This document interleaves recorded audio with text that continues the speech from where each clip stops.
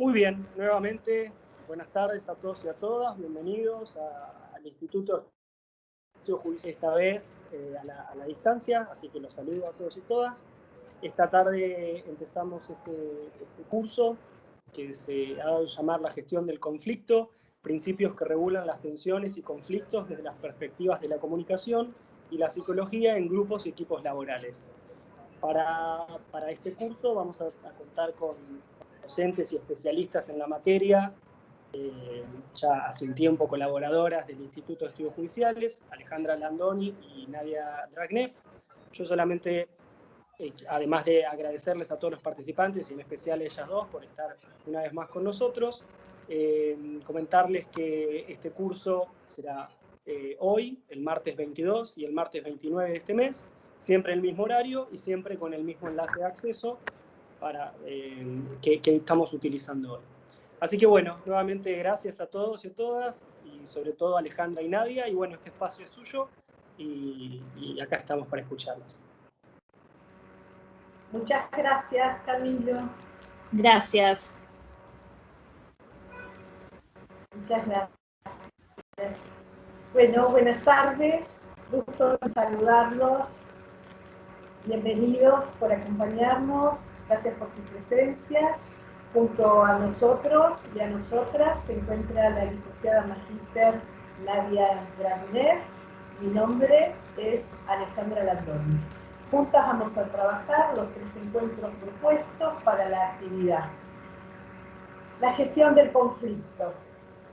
En primer lugar, vamos a pensar en puentes para poder trabajar los conflictos, generar puentes.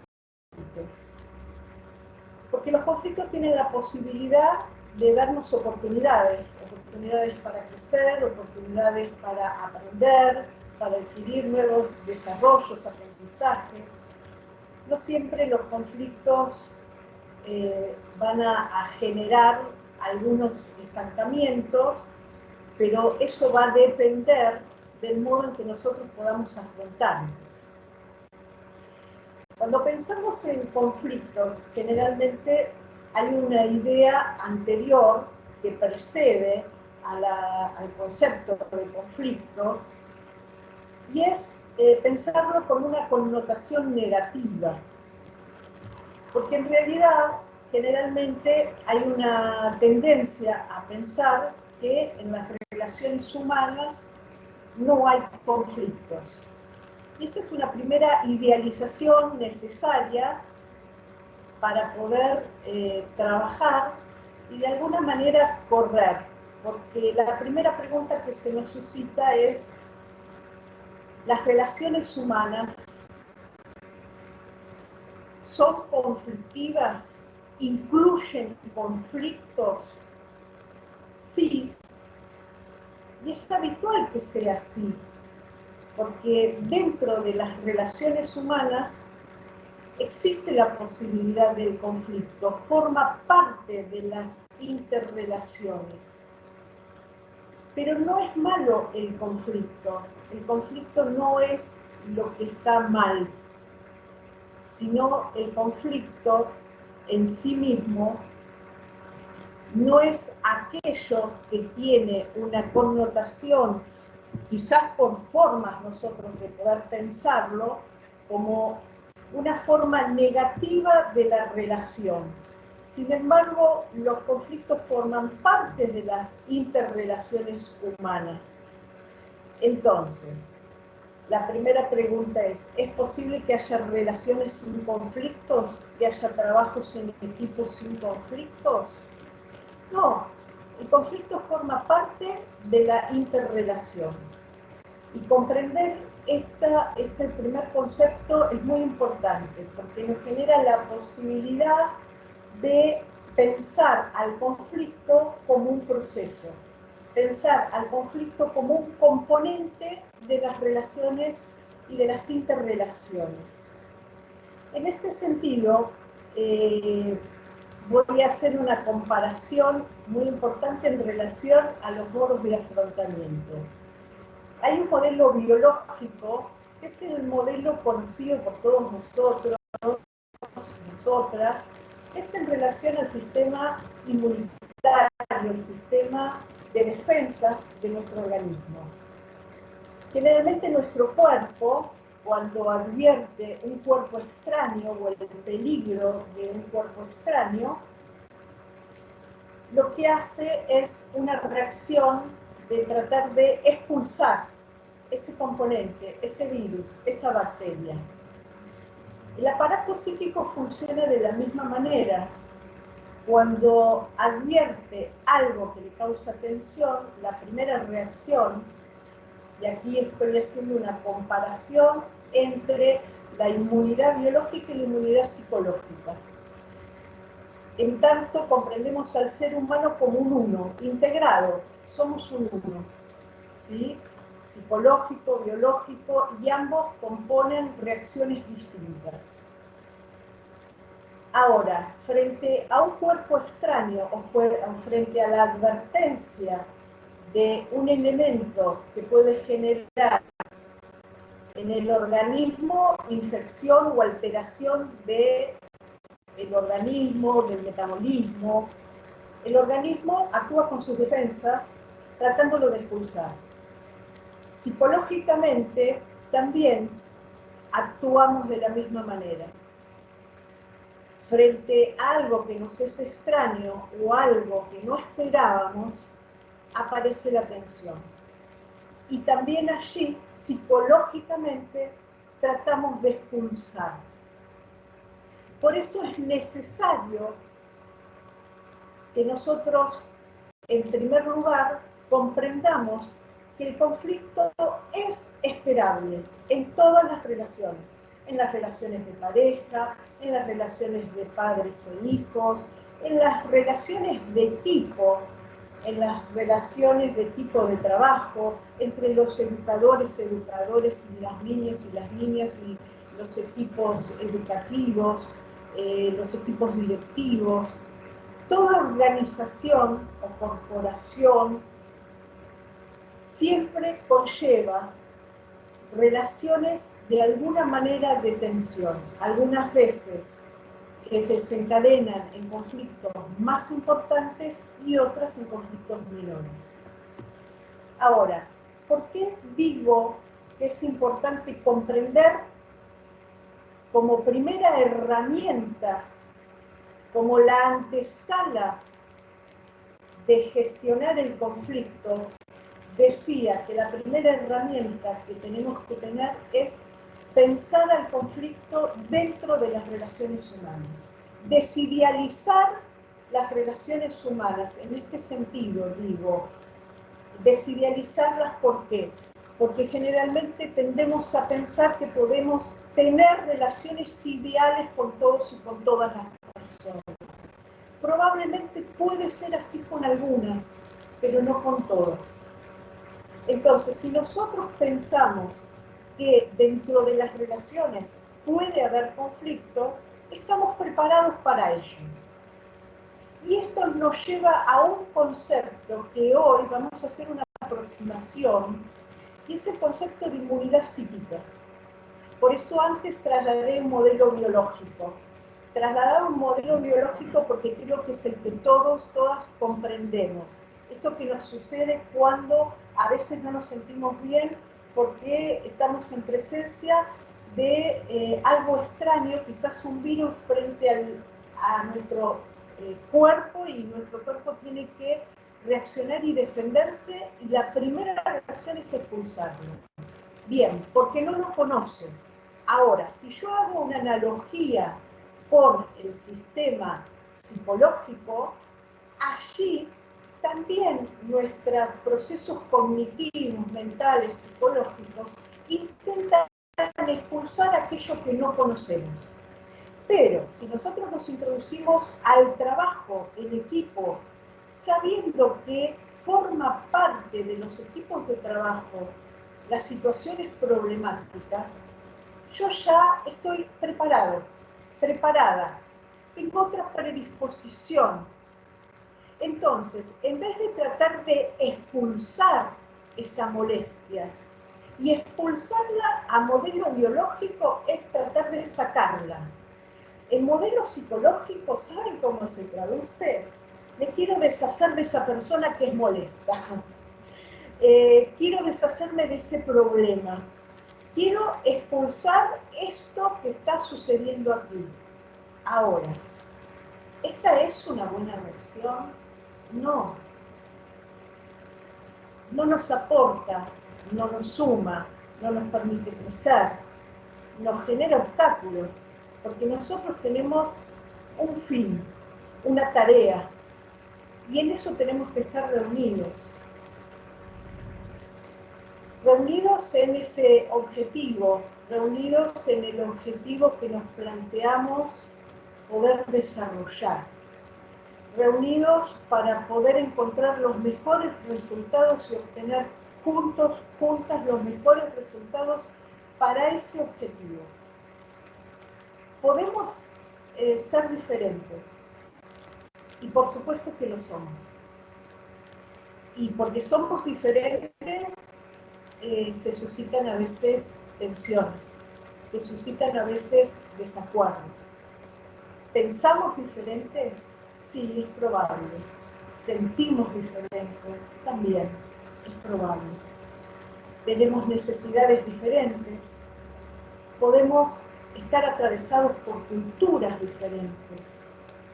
Y quizás nuestros sentidos de por qué estamos allí, en ese lugar de trabajo, si se trata de trabajo, también es distinto. Para algunos ese trabajo puede ser solo un medio, un recurso. Para otros ese trabajo puede ser prestigio, ese lugar para desarrollar esa tarea. Para otros puede ser una historia en la cual se encuentra atravesado porque a lo mejor su familia también ejercía de alguna manera trabajos similares, parecidos, y hay afectivización de ese espacio, de ese lugar y de esa organización. Por lo cual, los sentidos por los que estamos allí pueden ser totalmente distintos. Y no es necesario que estemos reunidos en esos sentidos. Lo que sí es necesario es que tengamos en claro cuál es el objetivo, qué queremos lograr de este tipo de trabajo. Y para ello, lo primero que nosotros tenemos que plantear es un objetivo. Luego vamos a planificar el cómo lo hacemos, cómo llegamos a eso. Pero para esto hay varias formas de hacerlo, que seguramente en el próximo encuentro lo vamos a ir desarrollando. Bien, establezco una segunda pregunta. De todos modos, en los sucesivos encuentros vamos a ir profundizando cada uno de los aspectos que hoy estoy mencionando. La segunda pregunta es al respecto si tenemos formas y maneras de gestionar el conflicto o las situaciones problemáticas. Sí, tenemos maneras, tenemos recursos, tenemos formas. Y estas maneras pueden ser negativas o positivas. ¿Cuáles son las formas y las herramientas? En el área de la comunicación tenemos muchas herramientas, que ya en breve estará nuestra compañera Nadia tratando de hacernos llegar y comprender algunos elementos y herramientas sobre lo valioso que es la comunicación y las estrategias comunicacionales. Además, tenemos la mediación como una herramienta para la resolución del conflicto. También contamos con los modos de afrontamiento, los estilos de afrontamiento. El estilo de huir al problema no es un estilo positivo, no ayuda. El estilo ilusorio tampoco es un estilo positivo, porque yo puedo estar con la ilusión de que todo va a salir bien y que todo va a suceder como lo esperaba, pero mientras tanto, si yo no hago algo con lo que ya detecté como factor de tensión, es muy probable que paso 2 se desarrolle un problema. Entonces, el optimismo está muy bien, como una fuerza positiva que nos guía hacia el objetivo, que nos reúne, pero no está bien basarme solo en la ilusión sin articular con la situación real que allí está sucediendo. Porque mientras yo mantengo el optimismo, también tengo que ir actuando. Es un esquema de acción. Ahora, si yo solo cuento con la ilusión de que todo va a salir bien, pero no hago nada, seguramente en determinado momento me voy a encontrar con un problema mucho mayor. La huida, la negativa, la negación, ocultar el problema, la ilusión sin articulación a la mirada de lo que está sucediendo, no son estilos de afrontamiento positivos. Y nosotros necesitamos trabajar con estilos de afrontamiento positivos. Los nombrados hasta el momento son negativos, porque no permiten la gestión del conflicto, no permiten llevarnos a una buena resolución. Generalmente planteamos 3 tipos de resoluciones frente a los conflictos. La mejor de todas es que ganemos todos. Otras de las alternativas es gana uno y pierden todos, o ganan algunos y pierden otros. Y la tercera alternativa es perdemos todos. Nosotros tenemos que tratar de pensar en la de máxima. La de máxima es ganemos todos. Aunque a veces nos encontramos en situaciones en donde un líder de equipo, por cuestiones personales, narcisísticas, y porque solo tiene un fin para él, que solo le interesa a él o a ella, y es solo beneficiarse,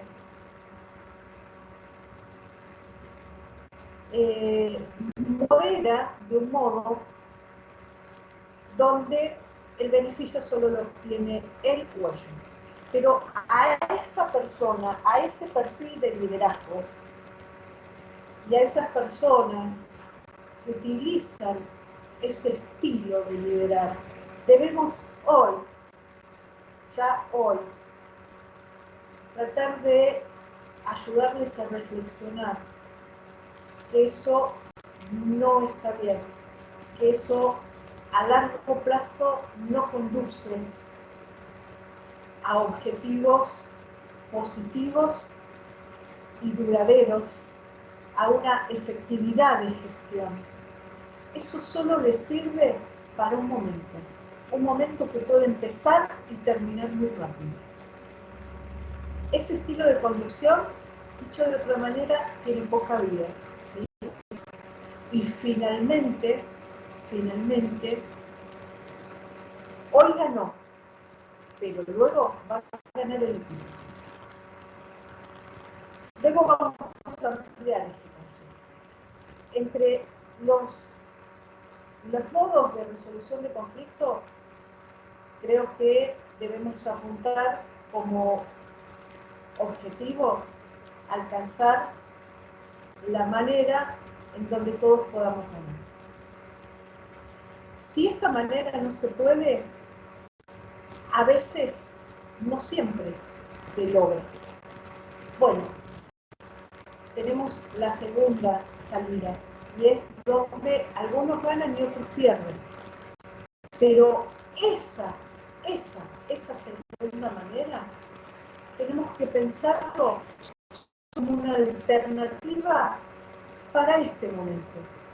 Pero sabiendo y trabajando con el equipo y con todos y todas, aún con aquellos que sienten que hoy quedaron afuera o perdieron, o que la resolución no fue positiva para ellos, o que ellos no se sienten incluidos o representados en la solución que hemos alcanzado,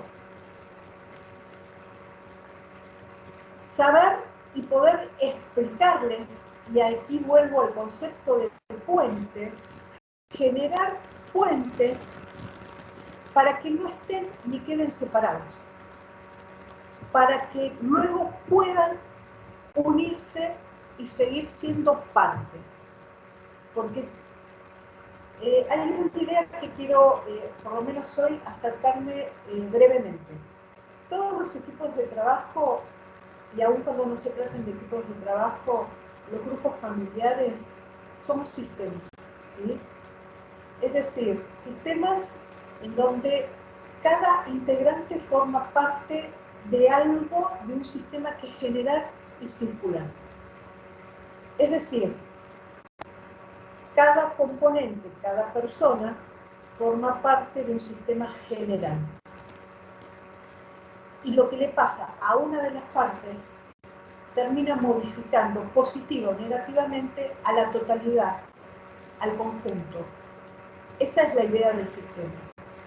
Por lo cual, si en algún momento la solución que finalmente tuvimos que seleccionar, porque ya se agotaron las otras posibilidades y los recursos finales generan que haya personas que dentro del grupo no se han sentido representadas por la solución que hoy encontramos, esas personas tienen que saber que de todos modos forman parte positivas de ese sistema y que vamos a hacer todo lo posible para seguir trabajando en equipos y que también las necesitamos, ¿sí? Pero también para ello necesitamos poder trabajar aspectos que tiene el conflicto. Los conflictos pueden ser, de alguna manera, mínimamente podemos hacer dos divisiones. Algunos que tienen que ver con la parte más personal de las personas que integran los equipos, y esto acá se pone en juego las emociones, las formas en que sentimos, las necesidades, los sentidos, cómo pensamos, cómo decodificamos, cuál es nuestras representaciones acerca de la situación que estamos viviendo, acerca del lugar que estamos trabajando, acerca de los operables, acerca de los objetivos. En todas estas representaciones, por supuesto, hay un modelo anterior que es muy importante mencionar. Toda conducta se rige por un modelo de representación anterior. El modelo de representación anterior es un modelo mental que tengo construido de representaciones sociales, de representaciones personales, de juicios, de prejuicios. Y esos prejuicios, por ejemplo, para nombrar uno de estos componentes que dominan las representaciones, estos prejuicios guían mi conducta. Es decir, el modo en que yo concibo determinadas situaciones son las maneras que van a determinar finalmente mi comportamiento. Mi comportamiento no es ajeno a la representación mental que yo tengo de tal situación o de aquellas expectativas que inicialmente pensé que iba a alcanzar, o al respecto del lugar de trabajo. Por supuesto que también hay que mencionar que hay cosas que no dependen de todas las personas que componen ese equipo, que son los aspectos estructurales y organizacionales de las instituciones. Hay cosas que nosotros no podemos elegir, ya están determinadas o predeterminadas. Pero sí lo que podemos hacer es trabajar por lo que a nosotros nos sucede en relación a esa organización y a ese modelo organizacional de esa empresa o de esa institución. Allí sí tenemos algo para hacer. Seguramente no voy a poder cambiar determinados aspectos preestablecidos, pero sí puedo cambiar trabajando conmigo, trabajando con el equipo, aquello que nos sucede frente al modo en que percibimos esa organización. Las organizaciones las construimos también las personas, ¿sí? Por lo cual, las organizaciones no están libres de conflictos, porque en principio hay paredes, que es lo edilicio, ¿sí? Lo edilicio es aquel lugar donde quizás ejecuto la tarea, pero lo edilicio no es lo que tiene vida. La vida se la otorga las personas que están allí trabajando, por lo cual también planteamos que hay organizaciones con mayores situaciones problemáticas y algunas con menos situaciones problemáticas. Esto va a depender de las personas que la habitan y las personas que integran los equipos, ¿sí? Cuando uno habla de determinadas organizaciones, por un lado tenemos aquello preestablecido como características propias de esa organización, y por otro lado, ¿quiénes formamos esta organización? ¿Quiénes formamos? ¿Qué hacemos? ¿Cómo nos comportamos aquellas personas que trabajamos en esta organización? Esto es otro de los aspectos a considerar cuando vamos a trabajar con la problemática y poder realizar el análisis de la situación. Las situaciones problemáticas o los conflictos tienen varios componentes. Entre los componentes están las formas en que podemos afrontar nosotros los conflictos. Antes hice algunas referencias, los modos de abordaje de conflictos, las formas en que se lidera, si hay un líder de equipo o hay un gerenciamiento, quién ejerce ese gerenciamiento, qué estilo está utilizando, que en el próximo encuentro vamos a conversar sobre ello. Serían los estilos ideales y posibles. También inciden aquellos componentes afectivos, emocionales, aquellas otras cuestiones establecidas desde la organización, y también los estilos de comunicación, que allí los vemos desde dos áreas. El estilo que baja, es decir, desde la organización, desde el gerenciamiento, desde un lugar más vertical, y el estilo de comunicación en el equipo. Y allí, cómo se entrelazan y articulan ambos, y por otro lado, cómo decodifica el área más vertical de la organización la tarea y la comunicación del equipo, y cómo el equipo va a decodificar aquello que proviene de esta otra área más vertical, si es que lo hubiere. En algunos casos no lo hay. Y por otro lado, la comunicación entre las personas que integran el equipo. Este es uno de los motivos que sabemos que también es una gran fuente, quizás a veces, de generar tensión, cuando la intención de aquello que he dicho ha sido interpretada o entendida de otra manera. A este aspecto solemos llamarlo desinteligencia comunicacional, y aquí en este momento yo hago un paréntesis. Si Nadia, ¿estás de acuerdo? ¿Podés? Hola, Nadia. Puse el audio, ahí está, ahí me puse el audio. Bueno, sí, por supuesto, entro en tu... ¿Podrías vos, quisieras, o querés que continúe, o querés Sí, comentar? si querés retomo algunas cosas que estás diciendo. Siempre es muy interesante escucharla y hacer equipo con la doctora Landoni. Hay algunas cosas que dijiste que son muy importantes para tener en cuenta, entre ellas la idea de desnaturalizar esto de que el conflicto puede quedar externo a los vínculos entre las personas. y a su vez desde una perspectiva comunicacional también es importante entender otra de las cosas que vos pusiste por explícito, que es que tenemos como distintos atravesamientos cuando hablamos de comunicación. Tenemos la comunicación del emisor al receptor, ¿sí? Entonces ahí podemos pensar en algunos elementos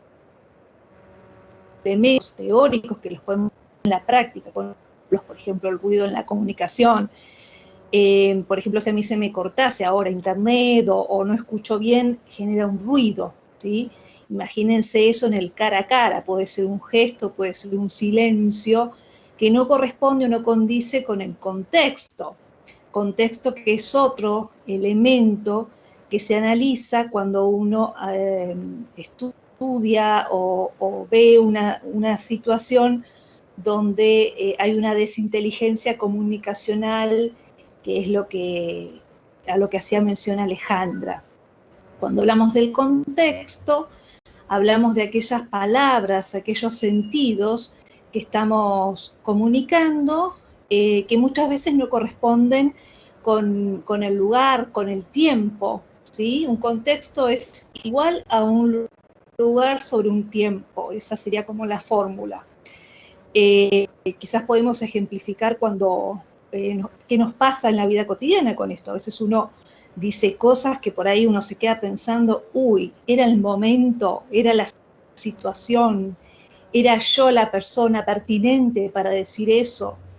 Y si nosotros eso lo trasladamos a una institución, como bien decía Alejandra, que tiene sus lógicas más verticales y horizontales, lo que yo por ahí podría denominar lo macrovincular y lo microvincular, es decir, lo macrovincular como las reglamentaciones, los roles que cada uno cumple, porque hay algo escrito, hay normas con las cuales uno ingresa a una institución laboral, pero después hay una interpretación de esas normas que son más los vínculos, ¿sí? Que es cómo cada uno interpreta el rol o la tarea o la práctica que cumple en esa institución, ¿sí?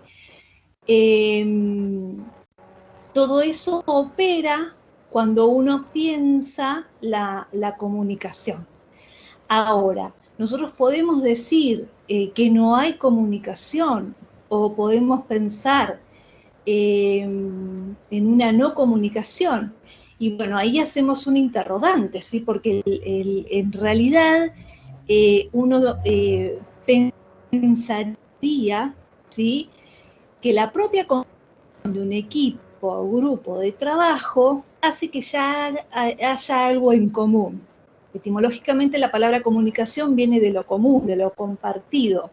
No es, por ejemplo, un grupo de personas mirando un incidente en la esquina de una calle, un robo, no es un grupo, no es un equipo. Una fila de personas en un supermercado no es un... Entonces, como para redondear entonces algunas ideas y poder cerrar, ahí está Nadia. Eso era propiamente un ruido en la comunicación, que se fue está, la conexión y ahí volví. No sé dónde quedé, pero la idea de pensar la desinteligencia comunicacional es pensar que estamos trabajando con equipos y grupos, no con personas dispersas que no comparten algo en común, sino que partimos de compartiendo algo en común, como es la institución laboral, y es allí donde se va a anclar uno de los elementos para poder gestionar el conflicto. No vamos a ir sobre lo que no compartimos, sino justamente sobre lo que compartimos, teniendo en cuenta que esas reglas y normas no siempre van a ser interpretadas, lo mismo que los roles y las prácticas, por todos los miembros de ese mismo grupo o equipo. Entonces, la clase que viene, la charla que viene, vamos a ver qué pasa con un comunicador, así como vamos a ver los roles que decía Alejandra, qué pasa con un comunicador que no aporta, ¿sí?, y con alguien que sí aporta ante la misma situación. Y vamos a ver un poco de esta comparación. Cierro paréntesis, ahí te doy la palabra, Ale. Sí, en el encuentro próximo, porque creo que estamos como en horario, ¿no? Sí. En el encuentro nosotros próximos vamos a profundizar sobre estos aspectos de las interrelaciones y de los intercambios, pero hoy, retomando en estos minutos finales, quisiera señalar lo siguiente, dos ideas importantes de lo que ya hemos expuesto. En primer lugar, es la desidealización de las relaciones humanas, ¿sí? Que dentro de las relaciones siempre existe la posibilidad de que haya inicialmente algo de tensión. Generalmente después puede o no desembocar, de acuerdo al tratamiento que ya hagamos a esa tensión, que se puede visualizar o ya de alguna manera estar manifestándose en las relaciones, nosotros vamos a poder, si actuamos en ese primer momento, ya podemos hacer una reducción de un potencial conflicto. Si actuamos cuando el conflicto ya está, vamos a tratar de buscar mínimamente dos salidas, que son o la reducción del conflicto, reducción del riesgo, porque todo conflicto tiene riesgos, y o la más óptima es la resolución del conflicto. Por supuesto que siempre vamos a tratar de lograr resolver el conflicto.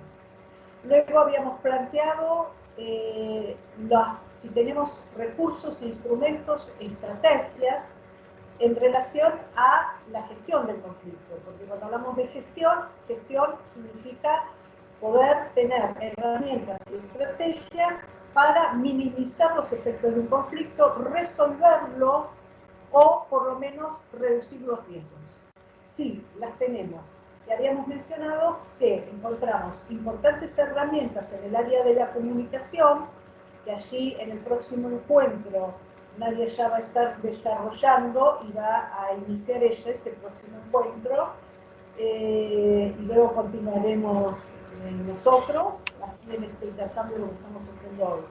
En ese va a comenzar a trabajar con algunas herramientas importantes para la comunicación. Y allí también habíamos mencionado la mediación como otra de las herramientas y los estilos de afrontamiento. Ahora bien, yo había situado todo esto que nombré, estos tres componentes, son estrategias, son herramientas con las que contamos para trabajar, para el trabajo de resolución de conflicto, resolución o poder hacer una reducción de riesgos de ese conflicto y, si es posible, resolverlo. Pero nombré antes de poder establecer todas las herramientas que hacen a la gestión del conflicto, tener el componente de la aceptación. Aceptar que en todas las relaciones tienen mínimamente un riesgo mínimo de tensión o de que se desencadene un conflicto. Y si yo puedo incluir esta idea en mi esquema representacional, emocional, cognitivo, yo ya libero un montón de energía para poder abocarme a la resolución de conflicto. ¿Por qué libero energía? Porque si yo no espero que haya conflictos, el conflicto me encuentra como con sorpresa. Y al sorprenderme, a nivel neuropsicológico, inmediatamente me inhibe respuesta a reacción. Esto es neurológico y es psicológico. Y actúan juntos, los inhibidores de la acción. Por lo cual, si yo puedo partir de la idea que el conflicto forma parte de nuestro trabajo, que el conflicto forma parte del proceso y del proceso permanente que todos los equipos de trabajo atraviesan, y que lo tengo que mirar como tal, solo lo que tengo que hacer es buscar soluciones. Son dos ideas distintas. La aceptación al conflicto me permite liberar energía para poder tener energía disponible para concentrarme en la resolución del conflicto. Aceptación, quiero hacer esta aclaración, no es igual a la resignación, no. La resignación inmoviliza, la resignación nos resta energía, la resignación nos lleva a emociones negativas y también a enfermarnos. La resignación no. Lo que digo es la aceptación. Son dos mecanismos diferentes. La aceptación me permite liberar energía y tenerla disponible y poder estar en ese medio con otra energía libre para abocarla a la resolución. Esta es la idea que queremos establecer. Sí, por supuesto, hay una pretarea que tenemos que hacer, que es saber de dónde viene el conflicto, el análisis del conflicto, cuándo, cómo, qué se originó. Pero esto lo vamos a ver en los próximos encuentros. Sí, Nadia, te dejo, así cerramos. Sí, sí, lo que quería era un poco ir precipitándome de lo que vamos a abrir el encuentro que viene, que tiene que ver con esto de lo que es el comunicador efectivo y no efectivo, como para ir pensando un poco a qué llamamos la comunicación eficaz o efectiva, y este concepto que vos mencionabas, Alejandra, de cuando ese ida y vuelta no está.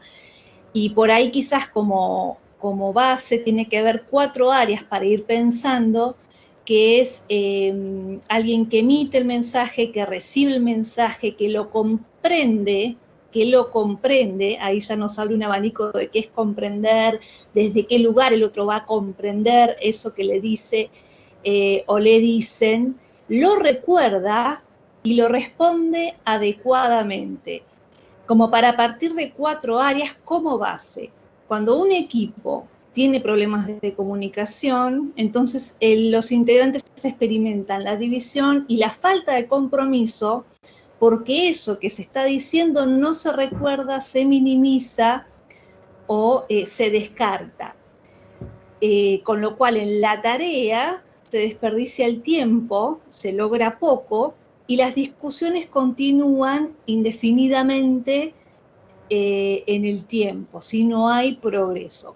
Por el contrario, un equipo que se comunica bien tiene, por supuesto, más chances de progresar. Y acá yo retomo una de las cosas que decía Alejandra, que tiene mucho que ver con la comunicación, y es que no ayuda, lo vamos a ver el encuentro que viene, la comunicación efectiva cuando se evade el problema, o cuando se evade eso que nos está reclamando un colega, una colega, un jefe, una jefa, una institución, ¿sí? La comunicación también puede ser...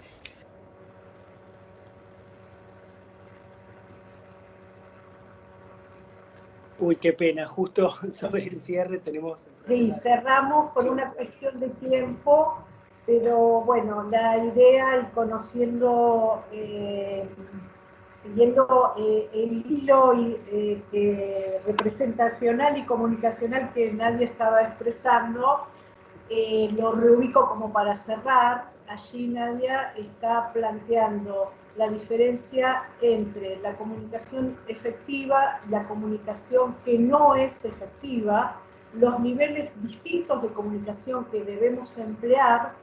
O otras redes o instituciones. Y lo estaba relacionando con los estilos de afrontamiento. Porque así como psicológicamente podemos evitar el conflicto, también a nivel comunicacional tenemos estrategias para evitar el conflicto. Pero no es bueno que lo hagamos ni desde una conducta psicológica ni desde la conducta comunicacional, porque el problema va a seguir generándose y va a aumentar de tamaño y forma.